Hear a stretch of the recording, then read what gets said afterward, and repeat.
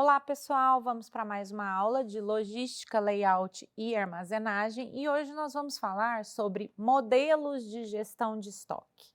Quais são os nossos objetivos? Aplicar o modelo de lote econômico para calcular as quantidades ideais de reposição em diferentes cenários de demanda, analisar a influência do ponto de reposição ou ponto de pedido e do estoque de segurança na prevenção de rupturas e na manutenção do nível de serviço e interpretar os resultados obtidos por meio de modelos matemáticos de gestão de estoque, relacionando tudo isso com decisões operacionais da empresa. Então, o que nós vamos abordar aqui nessa aula de hoje? Principais decisões sobre estoques, impactos operacionais dessas decisões e limitações que esses modelos nos oferecem. É importante a gente saber sobre essas limitações para saber casos em que eles podem ou não ser aplicados. Vamos começar entendendo por que gerir estoques, qual a importância da gestão de estoque. Então, o estoque, ele garante essa disponibilidade de materiais, porque a gente não sabe exatamente, se nós tivéssemos certeza absoluta da demanda, isso seria muito fácil, mas nós vivemos em um mundo cada vez mais com incertezas. Tem uma série de fatores que provocam ou que aumenta essa incerteza. Então, essa incerteza nos leva a ter que manter estoques, porque produção e consumo não acontecem da forma mais orquestrada possível. Se eu tenho pouco estoque, eu posso ter ruptura e perder vendas. O que é a ruptura? É eu não ter o produto na hora que ele é solicitado, então eu perco vendas. Se eu tenho excesso de estoque, eu posso ter um custo excessivo de armazenagem e um custo de capital excessivo que pode também prejudicar o funcionamento da empresa. Então, por isso que é tão importante esse balanceamento que vai me definir, que vai nos ajudar a definir o que manter em estoque, a quantidade que eu devo manter em estoque de cada mercadoria. Então é isso, essa gestão de estoque que busca esse equilíbrio entre custo e nível de serviço. Eu preciso ter uma quantidade de estoque para garantir o meu nível de serviço, mas eu não vou gastar tanto com isso. Então, qual é o ponto ótimo? Qual é o trade-off? Nós já falamos muito sobre trade-off em aulas anteriores. Então, qual o trade-off que me leva a equilibrar custo e nível de serviço? Quais são as principais decisões em gestão de estoque? Então, nós temos várias, mas eu trouxe 3 delas aqui para a gente discutir com mais profundidade. Quanto pedir, quando pedir e quanto que eu vou manter em estoque de segurança. Então, é quanto pedir, quando e qual o tamanho que vai ser o meu estoque de segurança para eu minimizar a possibilidade aí de falhas, de rupturas no meu processo de gestão de estoques. Vamos começar falando do quanto pedir, que nos dá aí a deixa para falar de lote econômico de compra. É um dos modelos mais comuns, mais difundidos de gestão de estoque para definição de quanto eu devo pedir. O modelo, ele determina a quantidade ideal de compra ou de reposição que minimiza os custos totais de estoque. Então, veja bem, quando a gente está falando de um armazém, pode ser que esse quanto pedir vai me indicar a reposição de uma mercadoria que já está no meu armazém, mas para uma outra localização dentro da minha estrutura de armazenagem. Imaginem o seguinte, uma estrutura porta-pallet com 4 andares. Então, essa mercadoria está alocada no 4º andar. Um determinado pallet está alocado no 4º andar da minha estrutura. E eu quero colocar esse pallet no 1º andar ou no piso térreo, para facilitar a movimentação. Então, isso é um quanto pedir. Eu vou tirar aquele pallet, um pallet da estrutura e vou passá-lo para outro local. Então, pode ser para compra ou para reposição. Esse exemplo que eu acabo de dar é um exemplo de reposição. A mercadoria já está na minha empresa, mas eu estou repondo, colocando essa mercadoria em um outro lugar para garantir a eficiência do meu fluxo. O lote econômico de compras, ele vai considerar o custo do pedido, a demanda da armazenagem e o custo de manter estoque para evitar falta. Então, existe uma fórmula utilizada para se calcular esse leque. Na fórmula, nós temos no numerador a demanda e o custo por pedido. Então, a letra D é a representação da demanda e a letra S é a representação do custo por pedido. Eu vou multiplicar esses dois termos por 2 e no denominador eu vou utilizar o custo de armazenagem por unidade.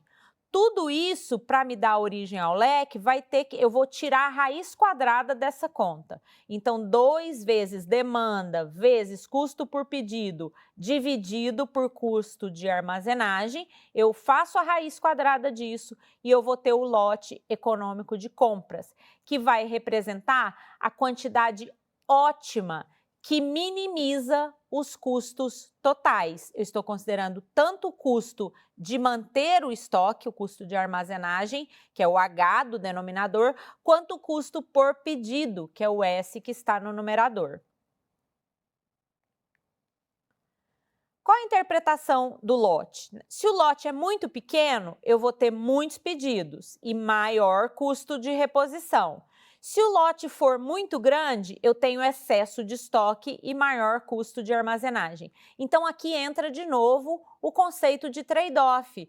Se eu pedir muitas vezes, diversas pequenas vezes, eu aumento o custo de pedido, mas o meu custo de armazenagem é menor, porque eu estou fazendo pedidos em lotes pequenos.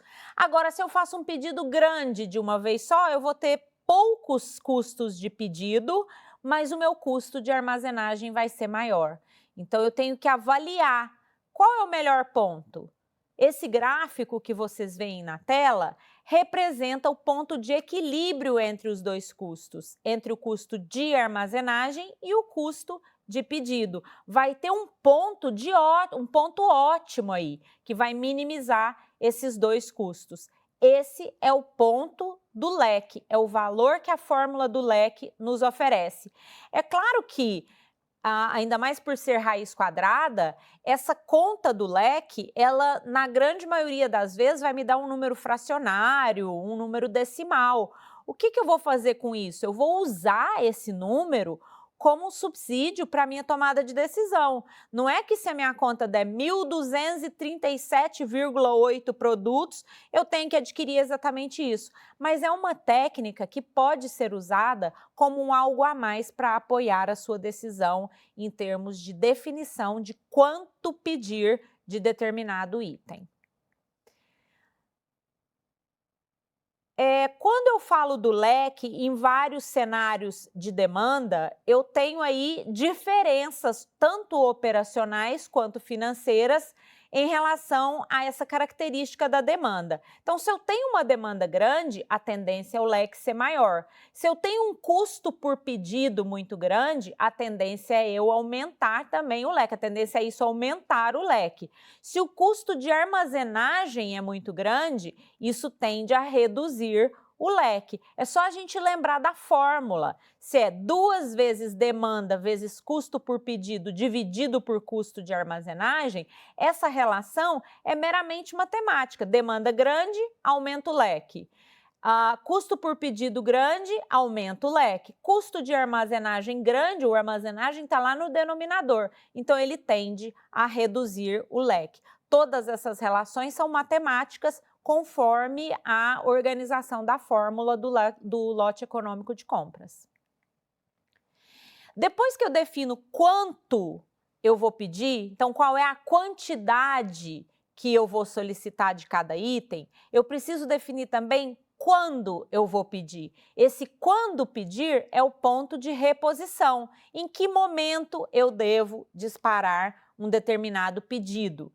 Então, o ponto de reposição, formalmente, ele vai me dar o nível de estoque, em qual nível o meu estoque deve estar para que eu emita um novo pedido. E para isso eu devo considerar a minha demanda e o tempo de reposição.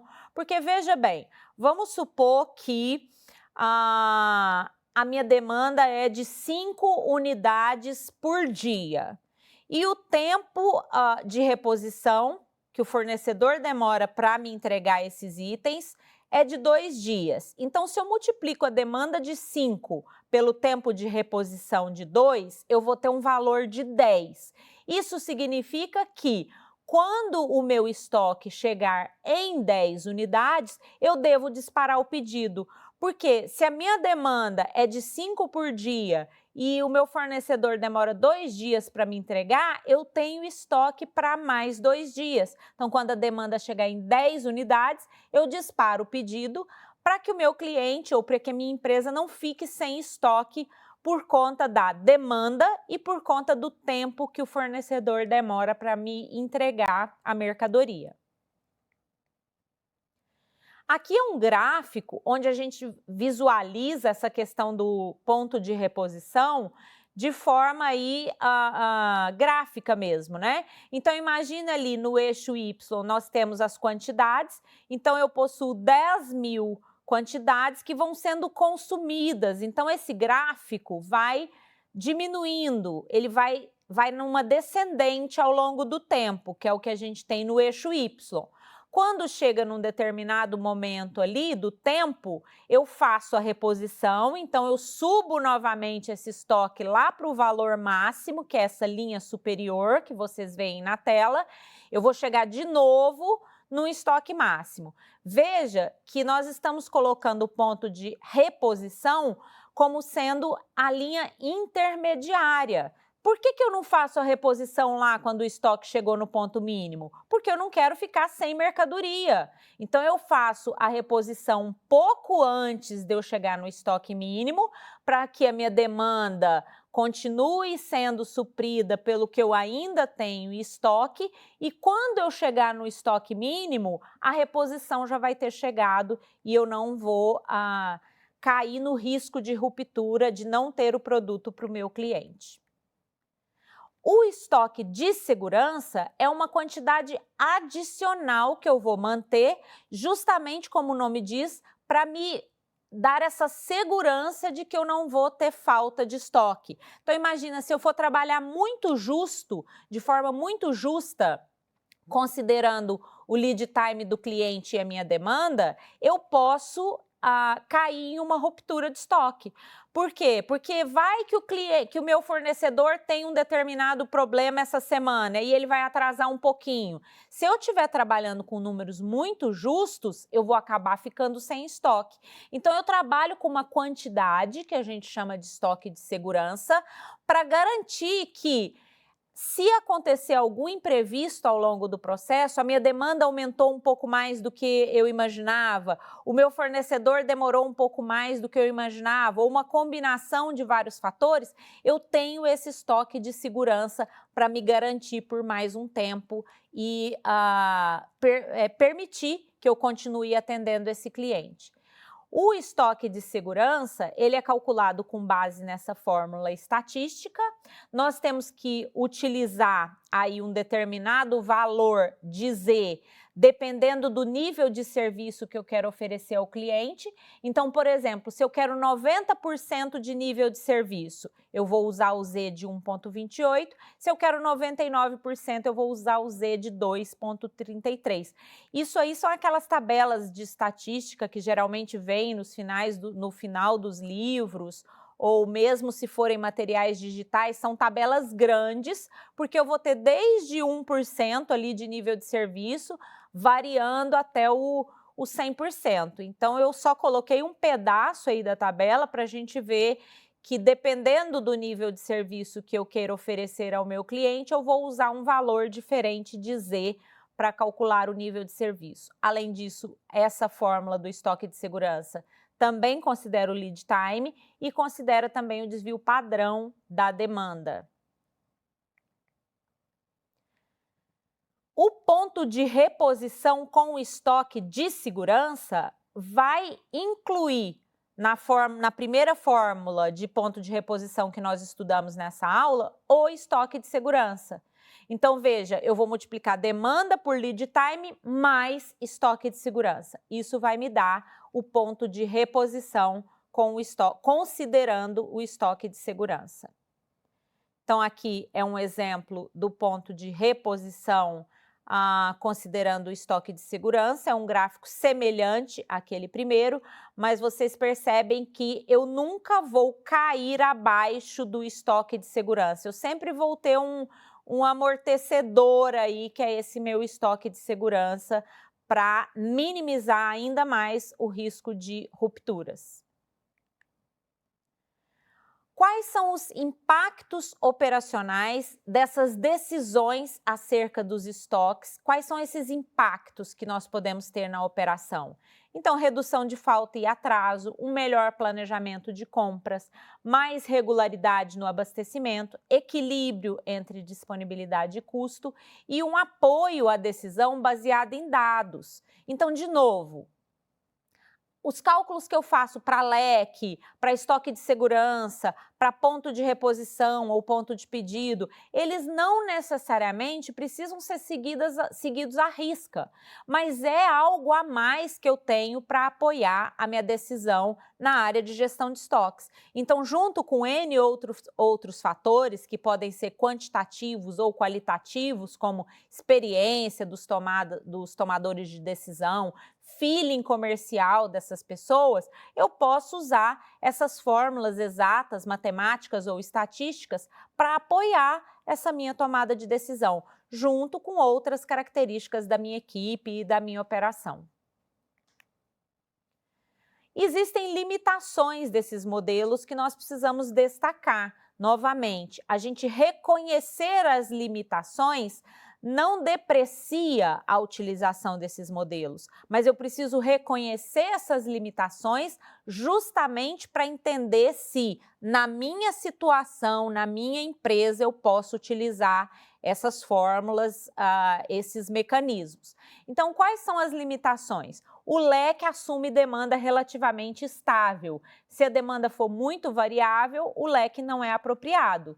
Nem sempre os custos são totalmente constantes e o leque também vai assumir essa constância de custos. Às vezes é difícil calcular com exatidão esses custos de armazenagem unitário, custos por pedido, às vezes é difícil calcular isso com muita precisão. O lead time pode ser muito variável e em ambientes muito dinâmicos, esse modelo deve ser ajustado ou complementado com análises mais realistas. Então, existem aprofundamentos do próprio leque, leque com desconto e uma série de outras possibilidades que nós podemos tratar no próprio leque. Mas, em alguns casos, a gente tem que abrir mão dessa fórmula e fazer esses cálculos de outra maneira. Então, nessa videoaula, nós aprendemos a aplicar o modelo do lote econômico de compras para calcular as quantidades ideais de reposição. Nós analisamos a influência do ponto de reposição e do ponto de estoque de segurança, né, na prevenção dessas rupturas. Então, por que a gente usa esse estoque de segurança para minimizar a ruptura? E nós fizemos algumas interpretações de resultados obtidos por meio de modelos matemáticos de gestão de estoque, relacionando sempre esses resultados com decisões operacionais da empresa. Essas são as referências para consulta. Agradeço vocês e nos vemos na próxima aula.